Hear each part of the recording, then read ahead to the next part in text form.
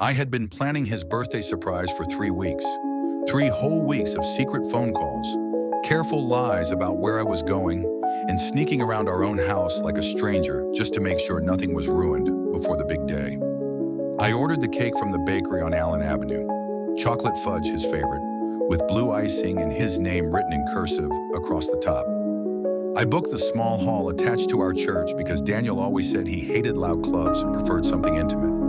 I called his mother, his 2 brothers, his university roommate who now lived in Abuja and had not seen him in almost a year. I even arranged for his roommate to fly in as a surprise within the surprise. I had thought of everything. I bought a new dress too, red, fitted, with a small slit at the side. Daniel had a thing about me in red. He always said it made my eyes light up in a way that nothing else did. I remember holding it up in the store and imagining his face when he saw me in it. I was grinning to myself like a teenager. The woman at the counter smiled at me and asked if it was for something special. I told her it was my husband's birthday. She said he was a lucky man. I believed her. The morning of the party, I was up by 6. I ironed the tablecloths myself.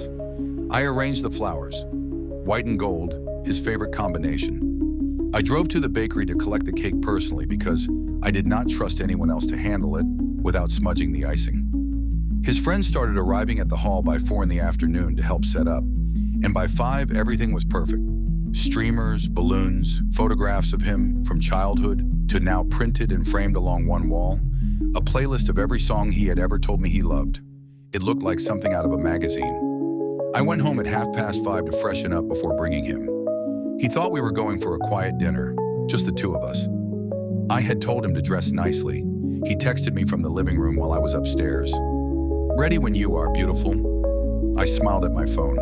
I was so happy, so full of love for this man, so certain that I was the luckiest woman alive. I went to our bedroom to touch up my makeup and change into the red dress. And that is when I saw them. They were lying on my side of the bed, just sitting there in plain sight, as if they belonged there, as if whoever left them behind had not a single concern in the world about being found out. A pair of women's underwear, black, lace-trimmed, clearly expensive. Not mine. I knew every single item in my wardrobe, and these were not mine. I stood completely still for a long moment. The room felt like it had tilted slightly. I could hear Daniel downstairs moving around, probably checking his watch, probably wondering what was taking me so long. I could hear the sound of the television he had left on in the living room. I could hear my own breathing. Everything else went silent. I picked them up. I do not know why I picked them up. Maybe I was hoping that if I touched them, they would turn into something else, something with an innocent explanation. Maybe they belonged to my sister who had visited 3 weekends ago. Maybe they had been there for weeks and I had simply not noticed. Maybe I was losing my mind. I stood there cycling through every possible explanation that was not the obvious one, because the obvious one was too large to look at directly. Then I put them down. I walked to the bathroom. I sat on the edge of the bathtub and I breathed. And after about 2 minutes of breathing, I made a decision. I was going to check his phone. Daniel's phone was on the bed. He never locked it around me. That was one of the things I had always taken as proof of his faithfulness. An open phone, no hesitation, no grabbing it quickly when I walked past. I picked it up and went straight to his messages.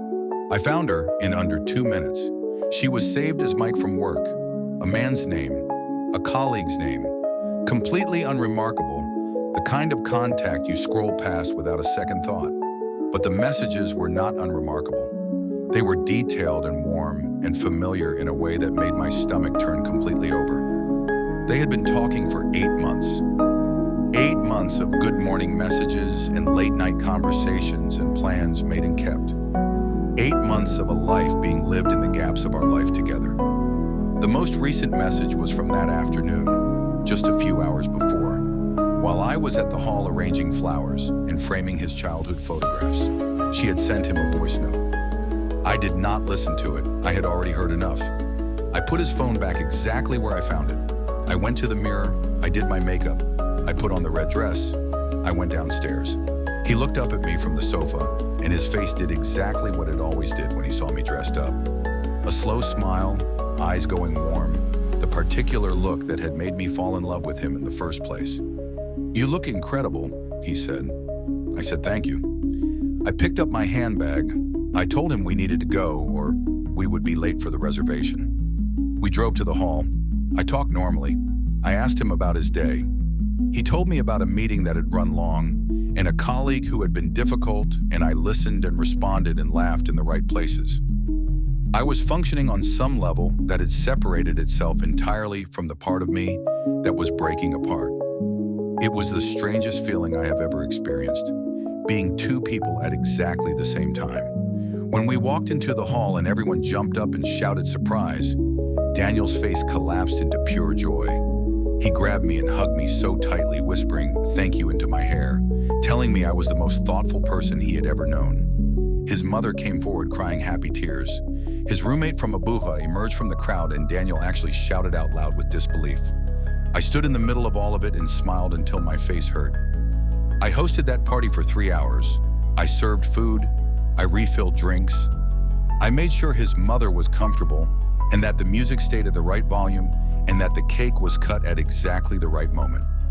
I laughed at every joke. I danced with him twice.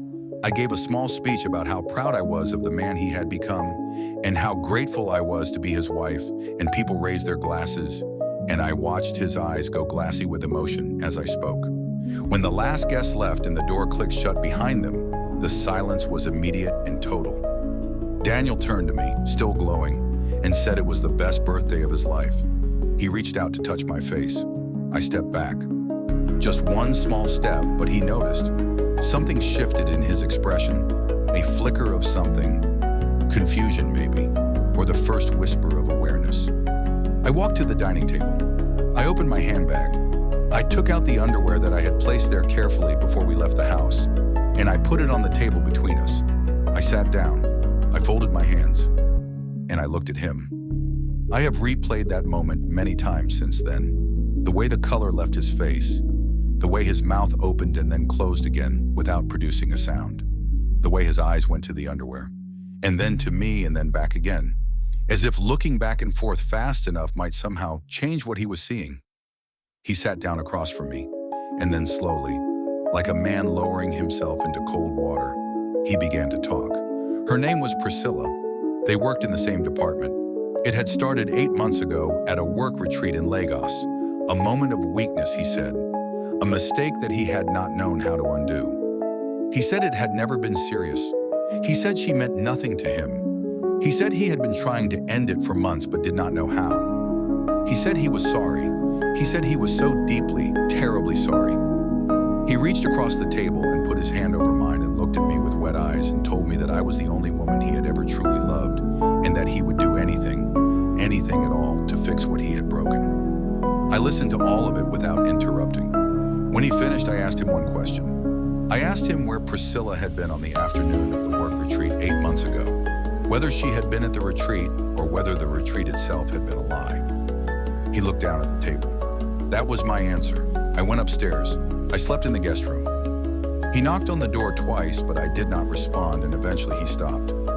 In the weeks that followed, Daniel did everything a man in his position does when he is desperate not to lose what he has carelessly thrown away. He sent flowers. He wrote letters, actual handwritten letters, which surprised me because Daniel had never been a writing kind of man. He booked us a session with a marriage counselor without being asked and presented it to me as proof that he was serious about rebuilding. He called his pastor. He told his mother, which I know cost him enormously because Daniel valued his mother's opinion of him above almost everything else. His mother called me and wept on the phone and asked me to find it in my heart to forgive her son. I went to 2 counseling sessions. I sat across from a kind woman with reading glasses and a box of tissues on her desk, and I answered her questions honestly. She asked me what I wanted. I told her I did not know yet. She said that was all right and to take my time. I took 6 weeks. At the end of 6 weeks, I had my answer. I filed for divorce.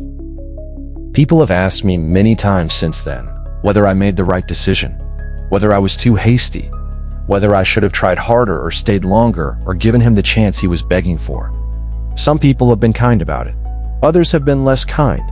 There is a particular kind of woman, usually older, who will look at you with a certain expression and tell you that men are men, and that a good marriage is worth fighting for, and that you should have thought about what you were throwing away.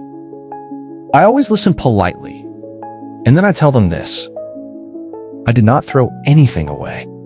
Daniel threw it away. He threw it away over 8 months, one message at a time, one lie at a time, in the gaps between the moments I was busy loving him and trusting him and planning his surprise parties. I did not make a hasty decision. I made a decision at the end of 4 years of genuine love and 2 years of marriage and 6 weeks of sitting quietly with the truth of what had happened and asking myself honestly whether I could rebuild on that foundation. The answer was no. Not because I stopped loving him. I did not stop loving him quickly or easily or without enormous pain. But love is not enough to rebuild a house whose foundation has been deliberately cracked. At some point, you have to look at the structure clearly and ask yourself whether what you are trying to save is still the thing you thought it was. And for me, standing in that truth, the answer was no.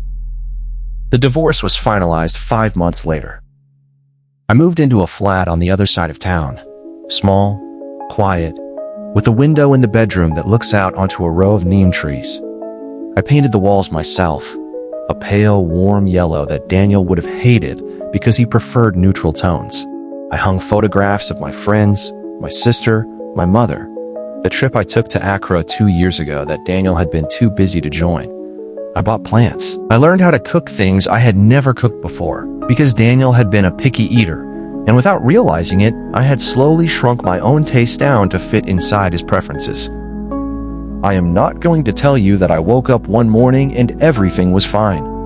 Grief does not work that way, and a marriage ending is its own particular kind of grief, one that people underestimate because there is no funeral, no public mourning, no casseroles delivered to your door. You grieve quietly and privately, and sometimes in the middle of ordinary moments, standing in a supermarket holding a tin of something, and it hits you out of nowhere, and you have to stand very still and breathe through it. But I am also not going to tell you that I am not okay, because I am. More than okay on most days. There is a lightness to a life that is entirely your own that I did not expect and cannot fully explain. Every decision, every arrangement of furniture, every Sunday morning and quiet evening belongs only to me, and I have discovered that I am surprisingly good company. I kept the red dress. I wear it when I want to remind myself of something important. Not of the night I found the underwear, or the silent drive to the party, or the 3 hours of smiling through a broken heart.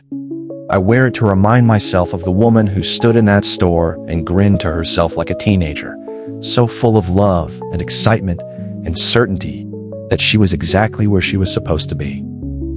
That woman did nothing wrong. She loved fully and trusted completely and gave everything she had to the life she was building. What happened to her was not her failure, and she deserves to wear red and light up every room she walks into. So she does.